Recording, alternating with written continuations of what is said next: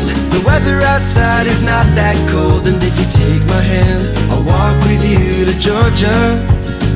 What's going on, everyone, and welcome back to another episode of Country with Celine. Joining me today is Lane Smith. Lane, how are you doing today? Good, good, great. In Phoenix, Arizona right now. The weather looks stunning right now. Is it hot It there? is. It is. It feels good. I'm in the shade right now, but it was hot yesterday. We were in Tucson yesterday and played some golf, and that Oh was gosh. hot. But it's dry hot, so like my arms, like You I'm used to humidity in Texas, so you need to this is find a like an pool. intense heat. Yeah. Yeah, You need to find a you do. pool and you need to go in it. If only there was an ocean near you, but I don't think there is one because it's the desert. I think the hotel's a pool though. I Oh, think I might do that yeah. actually. I I mean, might do it. would be a smart idea to do, especially if it's hot. But anyways, okay, so let's talk about your sophomore album, Austin. So that got released a couple weeks back. Just take us through the journey of how this album came to be. It's kind of one of those deals, right? You put your first debut record out and you don't really know what you're doing, kind of the direction. You're seeing what works and what you like and all that. So this was just a lot of what I truly found my sound and was like, look, this is what I'm going to put out.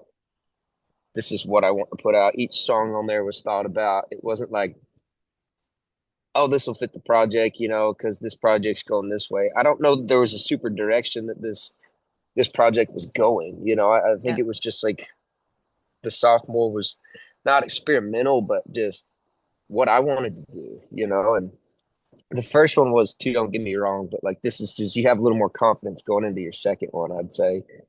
So everything was just thought about a little bit. It wasn't just like I'm throwing that on this. I Yeah. thought about every song. And yeah, it was fun to make. It's doing really well too. Uh, I can't ask for much more, to be honest with you. So.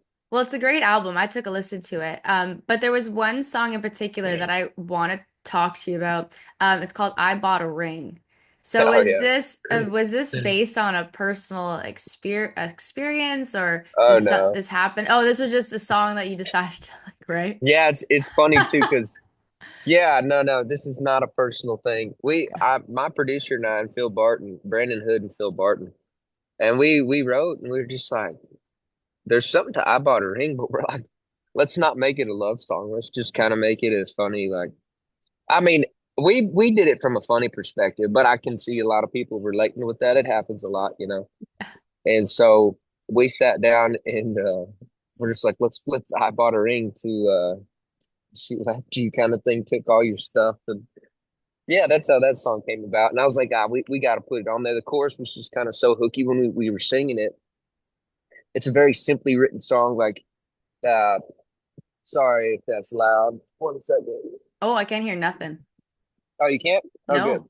You probably have voice isolation on Oh, that's or great. the noise Sorry. isolation. Yeah, you're good. You're Because it good. was like, really, yeah, I mean, like, I think too, as a songwriter myself, like, I strive to sometimes just do the most simple, like the most simply written songs sometimes are the ones that are the best. You're not overthinking every lyric and that's kind of this song. It was just the super simple, easy to sing, easy for everybody else to sing. Like we were in Reno uh last Thursday and we were doing an acoustic set, but this guy was like, I came for I Bought a Ring, and I'm like, thank you. So I was like, I didn't ask if that was his story or not, but he loved the song. So yeah, that song's it's great. It's fun to sing too. Well, take me through your a writing session of yours. So how do songs come to be in your mind and like where are you when you write songs? Like take us through that process. I'll just get like I think I'm pretty normal in the sense of like I'll just get a idea or something in my head. But when we go into the room, I'm a really big melody guy. Okay. I almost never have the lyrics off the rip. Like ever, to be honest with you. I might have a couple words or something, but it's a straight melody driven song. And I mean, just the way I think of writing a song is not like it's my way, and in the sense of it could be. I always say like it could be the best written song in the world, but if I'm like 10 seconds into the song and I'm out, I'm tapped out already. Yeah. Just there hasn't been one lyric sing. I'm out. Like I just won't listen to it. And it could have been the best written song in the world. So for me, what drives me is melody, and then the feelings that come with the melodies. Obviously, there's a mindset around like, is this a sad song? Is this a happy song? That kind of gig. But without without a melody, you just there's for me, I don't have much to work off of. I Yep. can't write a whole song on a sheet of paper, then put it to any sort of progression on a guitar or anything. I need the melody. So that's why I rely on a lot of the songwriters. I'm decent with lyrics myself. Um, but like Austin on that record, the name of the record, I completely wrote Austin, and then I just wasn't real sure about the second verse. So I think we could have made it better. So I went in with Peter Daniel Newman, and Kelly McKay, and we finished up the the second verse. So I'm okay with lyrics. I just need that melody behind it. I just need something that's like driving that song, getting it there. Mhm. I feel like a lot of artists, that's how they are. They need that melody first, and then the lyrics will kind of just come to you. Like some artists, of course, they do write down stuff beforehand, but I feel like like at least 80% of artists have that melody that comes Yeah, and that's what sticks with you as well. Like throughout the whole day, you'll be humming something. You wouldn't be yeah, like rehearsing a lyric 24/7 during the day. It's a melody that you're constantly saying, and that's how it becomes a catchy song. Um, but if you were to pick one song off of your album here to pitch to somebody, so if someone wanted to listen to your whole album, but you could only pitch them with one song, which song would it be? Would it be the Austin, the title track? think I don't know that it would be Austin because I think that's just more of like a such a personal song. Like that was a song that took me from, like just for instance, level one to level two, all throughout Nashville and people we played it for and stuff. I think I'm a little bit too selfish on that song. As much as I'd like to say that, I don't think it would be. I think that's a good question. Nobody's asked me that before because there's a lot of good songs on there. I mean, I, a really good pitchable song would be Red Lights, and Ran Out of Road. But I think number one probably Ran Out of Road. It was funny because we wrote Ran Out of Road, and I mean, it's one of the best written songs that I've ever been a part of uh, on my project. Nonetheless, kind of just out there in the world, and I think like the morning after we wrote it, it was me, Colton Venter, Brett Strokey, and Dan Wilson. And the morning after we wrote that song, uh, we had emails like, "Hey, this is getting pitched. There's a few guys interested in it." And blah blah blah. I was like, holy shit! So it was that decision of like, do I cut it or do I pitch this or like, what's the gig? And I kind of thought of it at the end of the day, like, okay, so if I cut it, it's not going to stop a big name coming in and cutting it either, really, if they want it. Yeah. My numbers aren't that comparable at all to those guys. I mean, it's a different wavelength. I think like Jameson Rogers was interested in it. I heard maybe 4 months ago that like Ran Out of Road was Ran Out of Brothers Osborne was very interested in it. Oh, And dang. if something happens, right? But it's out there for everybody to listen to. We love playing it live. It's part of the record. And by all means, if one of those guys or girls wants to cut it, go for it. Have at it. I feel like that would be so cool, like so surreal to have an artist like that f like want to like re-record your song and put it out into the universe. Like that'd be so cool. Or maybe you could just do like a duet. I don't know. Idea, Oh, shoot, that would be. I right? mean, that would be legit if we could do that. That's like win-win. But Yeah, right? it's still winning if Brothers Osborne came in. Like I think they were actually pretty serious about it. Like Brett Strokey went in and did a whole nother demo of it, even though we had the actual song out. Oh, damn. So I don't know. Listen, like I said, I don't know if anything came about that. Maybe they still are, maybe they aren't anymore interested. I don't know. It's just cool to kind of have something you're a part of recognized by people that you watch when you grow up. Yeah, no, of course. It's a cool thing. Actually, and speaking of that, since you said people to watch when you grew up, who would you say you grew up listening to? Because obviously musical influences they play a big part in Big shaping part. an artist. So who would you say you grew up listening to? I grew up listening to a lot of folks, but I mean, Gary Stewart always sticks out to me. There's something about always always listening to Gary Stewart. I loved him. And then I grew up rodeoing and was on the rough stock side. I fought bulls, so like bull rider falls off and I run in there, and if I got to get hit, I'd take the hit kind of thing. But Okay, wait, obviously pause. that's Hold up, hold up. Have you ever gotten hit? oh yeah, my nose is crooked. Uh, I got a scar here, got a Oh, hole in my ribs. oh, Um, okay. So scale of 1 to 10, it was like an 11 out of 10. That's how bad it hurt. um, I, I don't, yeah, it hurt. I mean, it sucked. Ribs sucked because I don't know if it was 11 out of 10. I mean, when I got kicked in the face, that kind of hurt. I wish they'd have knocked me out because that'd have been easier to deal with, but Fair. it, it didn't. So, but I mean, on the grand scheme of everything, that was not near some of the wrecks that a lot of guys get into. And I know a guy I used to look up, Rob Smets, he broke his neck 3 times, so I don't really have much to stand on with that. But Okay. obviously in that side of the rodeo, I mean, it's a bunch of rock, AC/DC, Guns N' Roses, ZZ Top. So huge influences of mine too, rock and all that. So yeah, How love it. how did you get into music though? Was it something that you grew up around, like your family was involved, or is it something that you just grew into? Yeah, so my family's nothing to do with music at all. Uh, I'm like the only guy. My Mimi sings a little bit, but that's it. Um, I just always wanted to do it. I think deep down that was like a dream of mine. I was the in the closet would sing kind of kid. I have a twin brother and love him to death, but he was like, "Yeah, you suck, give it up." And I was like, "All right, well, Brotherly kind of." love. I was just like, "Yeah, whatever, dude.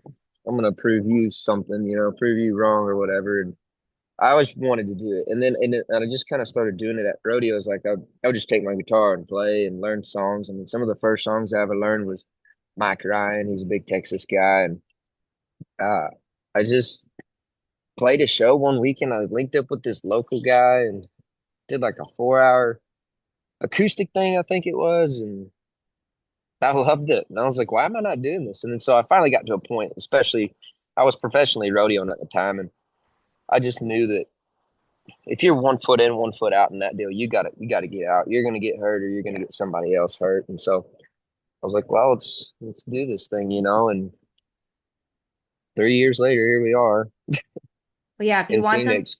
if you want something, but yeah, in Phoenix, yeah, in the desert. If you want something bad enough, you just gotta go full force into it. You can't be 1 foot in and 1 foot out because nothing will ever happen. You just gotta go for it. Yeah, you just and I'm in like, I'm somebody that's doing it and we're doing well and stuff, but and there's a lot more that we have to get done. I mean, I'm a baby steps into it, but there's so many more talented people out there than myself. I mean, way more, way more, way more. And I like a big part of this industry off the start is the financials is just like, geez, that's the killer in this industry. And you can't ever blame somebody for going and having to make money, right? And Hmm. so, but man, if you can stick it out, like if it wasn't for the guys I got behind me and stuff, and I would have been, I don't know that I could have done it by myself. It's just there's so much that goes on, and there's so much money that you has to go places to do it correctly. And Yep. uh, man, I don't have a plan B though, so something's got to work in some way, some sort of fashion. Yeah, well, that's the entertainment industry. It is an expensive one to be in, but you need to have a good support system behind you. That's the main thing that you really do need. And you have to have the passion for it too. And you got to be willing to stick it out for as long as you can. Obviously, it comes to a point if you're not generating any money, then maybe it's time to rethink a little bit. Right. But when you're good at your craft, you're good at your craft and it will show. And clearly, you're good at your craft. I mean, you have millions of plays across all streaming platforms. So seeing numbers like that, how does it make you feel? That's crazy. I really I don't dwell on stuff like that, to be honest with you, because I don't want to get caught up in that game. Like I don't want to get caught up with a mental battle of like, why is this not doing better? Why is this not doing better? And management's really good about not sending me stuff all the time. But if we hit something like, hey, so and so just hit 1 million or something, right? Like, oh, really? That's awesome. That's super Yeah. cool. That's what you. So I don't dwell too much on that. But to see the numbers is insane. It's that first step of like, man, if I can get a song with 50,000 streams and then 100 and then 500 and then 1 million and it just keeps going up. And yeah, it blows me away because I'm no different than anybody else. Well, it just We goes put to our show that your hard work is paying off. So, Yeah, it's a great. I mean, it's very rewarding in that sense. mhm. So I love it. Love it. And now you're also on a couple of shows with Dave Fenley and Creed Fisher. So that was from the beginning of April through the end of May. So how has that been like? Oh, it's been busy. I mean, I've been home 5 days, I think, since this all started. But and then I won't be back till June, back home till June. But I love it. And I always say it's very similar to the rodeo uh industry. Like you're in a different town every weekend and you're doing this and that. Granted, all the rodeos aren't this far apart, mostly, some are, but it's very similar to that. So I was pretty used to that, but it's just like be careful what you wish for, because I think like I've always wanted that. I've always wanted to do this and go and be able to say I played here, I played there, I played there, not just Texas, not just Nashville, not just Oklahoma. And then when you're doing it, yeah, it's tiring. And on this run we don't have like a driver or anything, so we're doing it ourselves. And uh I mean, that wears you down and your voice and blah blah blah blah. Just go on and on, but that's what you wanted, right? Yeah. So Hmm. like, no, don't kind of, I don't know if we can cuss on here, but You yeah, don't can. don't It's all yeah, good. don't bitch about it. Just like Yeah. you're doing it now, so be thankful for it. And I don't expect to have fans in any of these West Coast places we played. And every show, there's been at least one person that knew us, and to me, one or five people, whatever, it doesn't matter. Thank you, right? Like that's why I do this. I obviously know I'm not at that position yet where I expect everybody to know me, but to have one person come up and be like, I love this song, or I follow you on Spotify, or I love your TikTok, or I love your Instagram, or just whatever, like that's rewarding because I'm 1,000 miles from home. Like Yeah. I'm just a dude from Texas that's got fans out west. You're just a dude from Texas doing the damn music thing. Yeah, there it is. There it is. That was a good one. That's Right? That's a quoted. good one. Yeah, quote that.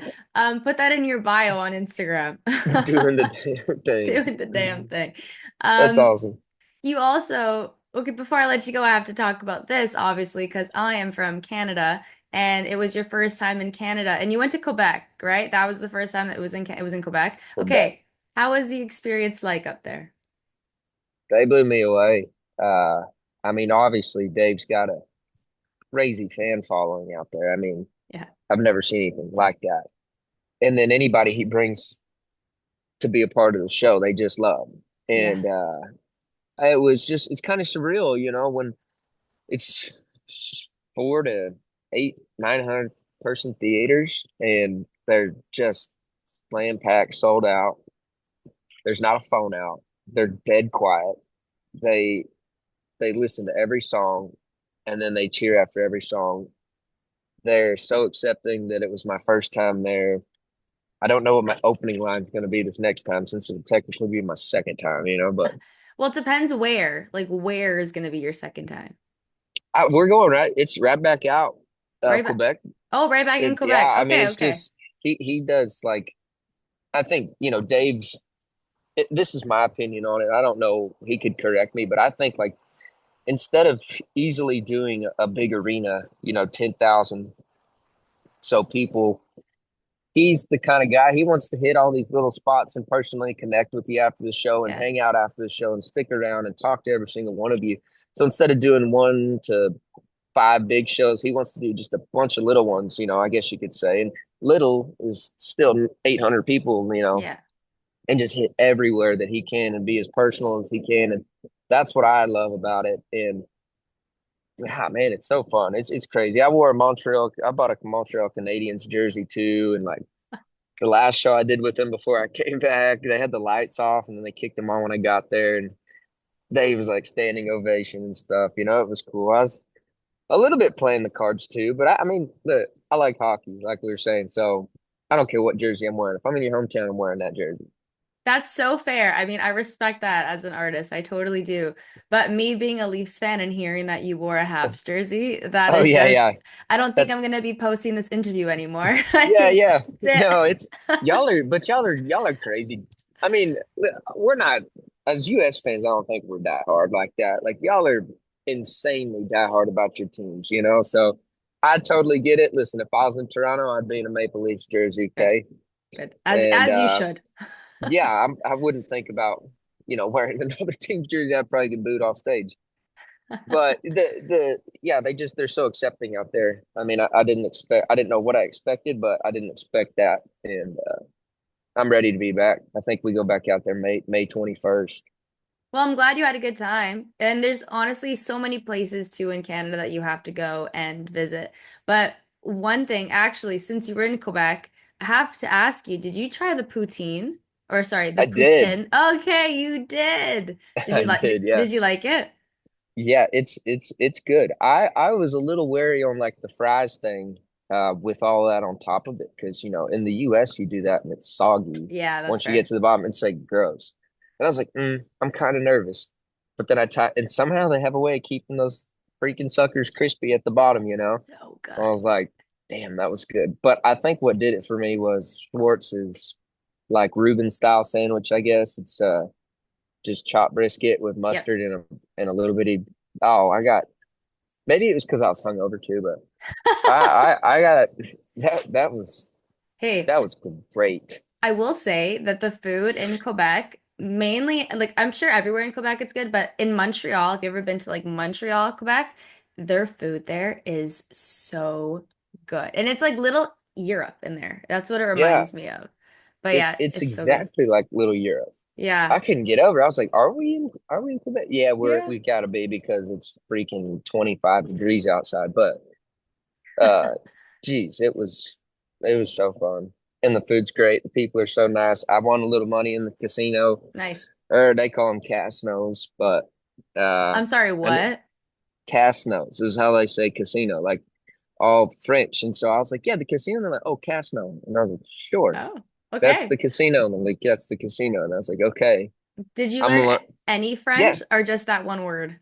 little bit, Okay. little bit. I need to work on it, but it's hard with my kind of accent. A little bit of it doesn't fit very much. But he's got, Dave's doing a trio out there. So he's got Gabby LaBerge out there. She's playing keys, fiddle, mandolin, BVGs and stuff.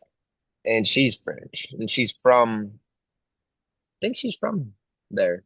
She's from Quebec. Okay, cool. And she helps me a lot. And her boyfriend, Hyatt, helps me a lot too, because he's actually from Winnipeg.